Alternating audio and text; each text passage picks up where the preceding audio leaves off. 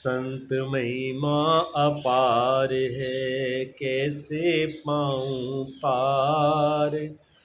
विजया है मम एक गिरा, शेष गिरा बिहार। संतों की महिमा अपरंपार है। महापुरुष कह रहे हैं मैं कैसे उनका गुणगान कर सकता हूँ, मेरे अंदर इतनी कहाँ समर्थ है कि मैं संत की महिमा को कह सकें। फिर मेरे पास तो एक ही जीव है, मेरे पास तो बोलने वाली एक ही जीव है, जिन शेष ना के सहस्त्रों हजारों जीव है, वो ही जब उनकी महिमा को गा कर नहीं गा पाए, वही वर्णन नहीं कर पाए, तो फिर मेरी क्या औकात है कि मैं इस महिमा को गा सकूँ। फिर भी अपने कल्याण के लिए, अपनी वाणी शुद्धि के लिए, अपनी पवित्रता के लिए, अपने सार्थक करने के लिए जीवन को जैसा भी टूटा फूटा गुणगान होता है मैं करता हूँ। भगवान का नाम अनंत है, भगवान की महिमा अनंत है, आज तक किसी ने पार पाया नहीं, पर जो जैसा नाम लेगा वो उसके लिए उतना ही फायदेमंद है। ठीक है ना। जितनी भगवान की महिमा का तो पूरा भगवान नहीं कर सकते, पर जितनी हमारे पास समर्थ है उतनी तो करें, उतने से वो समझ लेता है। अच्छा, आपको छोटा बच्चा है, वो गुड़िया, वो बोलना नहीं जानती, पर वह क्या बोलती है आप समझ जाते हो।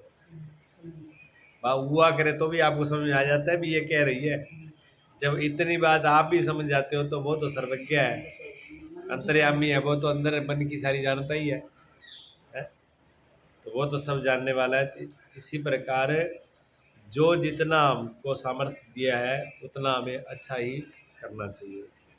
संतों की मैं कहाँ तक कहूँ वाह भाई, शेष रटत थक जाई। शेष में से भी थक जाते हैं, बड़े बड़े जो महान हैं जिनमें समर्थ है वही थक जाते हैं। हमारी औकात क्या, संत क्या, संत हमारा प्यारा राम है। इस धरती के ऊपर अगर राम के दर्शन, भगवान के दर्शन है तो वो संत के ही दर्शन है। संत महापुरुषों के दर्शन हो जाए तो भगवान के दर्शन हो गए। भगवान का जो फल मिलता है उससे भी बढ़ कर के फल मिलता है, कब नहीं। हाँ, राम से भी बढ़ कर के फल संत के दर्शन से होता है। राम जी संत बन आई, राम ही संत बन करके आते हैं, वो खुद ही उस रूप को धारण करते हैं, उनमें मेरे अंदर में अंतर नहीं होता है। राम से महिमा अधिक संतों की, देखो मैंने कहा ना, राम से महिमा अधिक संतों की, संति राम से मिलाई। राम राम से अगर बड़ी महिमा है तो वो संत की है। संत ही राम जी से मिलाते हैं। गोस्वामी तुलसीदास जी लिखते हैं, मोह में सातम भक्ति, मोह में सब जग देखा। कहते सातवीं भक्ति है पूरे संसार को मेरे, राम जी कहते मेरे रूप में देखना, सारा चारों तरफ मैं ही मैं हूँ। और मोते अधिक संत कर लेखा, अगर मेरू कोई अगर ज़्यादा कोई दर्शन करने वाला है, देखने के लायक है, तो वो संत के दर्शन है। ये खुद राम जी कहते हैं सबरी मैया को कि इस जगह पर अगर मेरे से भी कोई श्रेष्ठ दर्शनों के लिए कोई है तो वो संत है। संतों के दर्शन करो, क्योंकि संत ही राम से मिलाते हैं, और कोई मिलाने वाला ही नहीं, और किसी की हिम्मत नहीं है कि वहाँ पहुँचा दे। हाँ, संति मिला, बाकी तो सारा कचरा में लेके जाएगा। कचरा ही गीत गाएंगे, कचरे। आपके पास 2 घड़ी आदमी बैठेगा, वो भी अपना कचरा निकाल के आपकी झोली में डाल जाएगा, आपके कानों में दिमाग में भर जाएगा। हाँ, संत ही ऐसा है तो दिल दिमाग थोड़ा साफ करते हैं, झाड़ू मार के सफाई करते हैं। हाँ, झाड़ू पोछा आप तो लगाते हो आश्रम में, और संत लगाते हैं आपके दिमाग में और दिल में। दिमाग दिल को साफ करते हैं, सफाई दोनों ही करते हैं। पोछा संतों को लगाना पड़ता है, पोछा ही आपको लगाना पड़ता है। सफाई, हाँ हाँ, फिर भी संसार में रह के कोई ना कोई डाल ही देता है। राम से महिमा अधिक संतों की, संत से राम मिलाई। संत जगत में बादल जो बरसे, इस संसार में जैसे घनी धूप, घनी गर्मी, और हर जीव तड़प जाता है, धरती गर्म हो जाती है, धरती में अनेक जीव तड़प जाते हैं, पानी के बगैर सभी पेड़ पौधे सबकी हालत खराब हो जाता है, तो बादल ही उसकी तृप्ति करते हैं। धरती भी शांत उसी से होती है, पेड़ पौधे भी, और पक्षी जीव जंतु भी उससे संतुष्ट होते हैं। इसी प्रकार यहाँ इस धरती के ऊपर संत ही बादल के रूप में है। वर्षा किसकी करते हैं? प्रेम और भक्ति की वर्षा करते हैं, ज्ञान की वर्षा करते हैं। ज्ञान प्रेम भक्ति की वर्षा करके यहाँ सबके जो जल रहे हैं लोगों के हृदय मन चित्त जल रहे हैं, मन जल रहे हैं, अंदर आग लगी हुई है ईर्ष्या की, जलन की, एक दूसरे के लिए मर रहे हैं, तो संत ही है तो जो है जो इनको सबको शांत करते हैं। हाँ, संतों के पास बैठने वाला आदमी ईर्षा और द्वेष में नहीं जलता, राग द्वेष में नहीं जलता, वो छोड़ देता है मोह ममता राग, वो भक्ति में मस्त हो जाता है। वो फिर एक ही सोचता है जो भगवान करेंगे वो होगा। जहाँ उसको आत्मज्ञान हो जाता है, वो आत्मा में संतुष्ट हो जाता है, उसकी आग बुझ जाती है।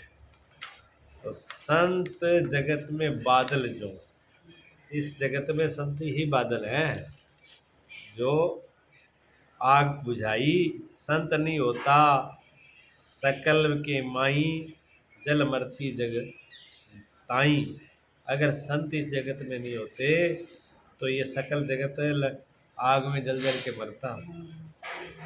संत जगत का मायर बाप, संत जगत का साईं। इस जगत के माँ बाप भी संत हैं और साईं परमात्मा भी संत है, वाले हैं। जो संत जनों के प्रेमी पूरा सहज मुक्त हो जाई। जो सचमुच ही संतों का प्रेमी हो गया, अधूरा अधूरा नहीं, पूरा ही एक पूर्ण प्रेम संतों से ही, और सब प्रेम उसके फीके है, किसी से और लगाव है ही नहीं, पूरा पूरा एक संतों से ही जिनका प्रेम है। कहते हैं उनको तो कुछ करने की जरूरत नहीं, वो तो अपने आप ही मुक्त हो जाएंगे, उनको ज़्यादा साधना भक्ति और तप करने की जरूरत नहीं पड़ती। उनका संतों के प्रेम से उनकी भक्ति अपने आप हो जाएगी, उनकी साधना अपने आप हो जाएगी, उनका मन भी अपने आप स्थिर हो जाएगा और वो कल्याण हो जाएगा, उनका कर जाएंगे वो। विजयानंद के संत मुझे प्रत्यक्ष राम दर्शाई।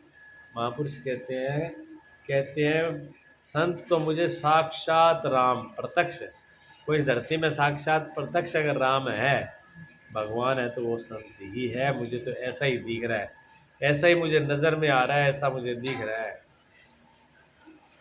तुझे मिलन का शौक है तो संतों से मिलो मेरे भाई। अगर तू राम से मिलना चाहता है ना, तुझे शौक है अगर भगवान से मिलने का, तो फिर संतों से जाके मिल ले भाई, और कोई उपाय को नहीं। वही तुझे उस राह पर लेके जाएंगे, वो पकड़ के, जैसे कोई ठेके पर जाना हो तो अमली के साथ हो जाओ, तो अपने आप ही ले जाएगा, वहाँ ठिकाने पहुँचा देगा है। इसी प्रकार ये भगवान के नशे में जो है, जो भगत डूबे हुए हैं, जो भगवान के नाम में डूबे हैं, भगवान के नाम में नशे में डूबे हुए हैं, जिनको परमात्मा का नशा है, अगर तुझे भी उसी नशे में जाना हो तो उन्हीं का साथ करो। जैसे वो नशे में हो गए, जैसे उन्होंने पी करके मस्त हो गए, ऐसे आप भी पी करके नशे में मस्त हो जाओगे। ये संतों का मार्ग है। संत जिस रास्ते में जाते हैं उसी को दूसरे में लेके जाते हैं, वो तो स्वाभाविक है। जो जिस रास्ते पर जाता है दूसरे को उसी रास्ते पर जाएगा। राजनीति वाले पास बैठ जाओ, वो राजनीति की खेल बातें करेगा, वही बातें होंगी उनके पास। जुआरी के पास बैठ जाओ, जुआरी वाली बातें। खेती वाले आदमी खेती की बातें हो जाएंगी। यहाँ बहुत से लोग आगे बैठ जाते हैं, भैंसों और गायों की बातें शुरू कर देते हैं। वाह भैंस इतना ही, वाह भैंस ये, वाह भैंस, मैं भैंस का दे मैंने के तो बुद्धि भैंस हो गई है। भैंसों की बात करने की क्या मतलब है? मंदिर में बैठ के, भगवान के घर में बैठ के, और भैंस दिमाग में बिठा के आगे, तो भैंस में उनमें कोई अंतर थोड़ी है, ना उनमें अंतर है ना भैंस। उससे भैंस अच्छी, कम से कम वो परेशान तो ना करती किसी को। और जिनके दिमाग में भैंस बढ़ गई वो क्या करे, उनका वो भैंस जैसी हो गई। तो व्यर्थ समय को बर्बाद नहीं करना चाहिए। जितना चिंतन भजन है और जितना चर्चा हो तो परमात्मा की हो, भगवान की हो, उसी से चित्त में निर्मलता और शांति आती है और भक्ति बनती है।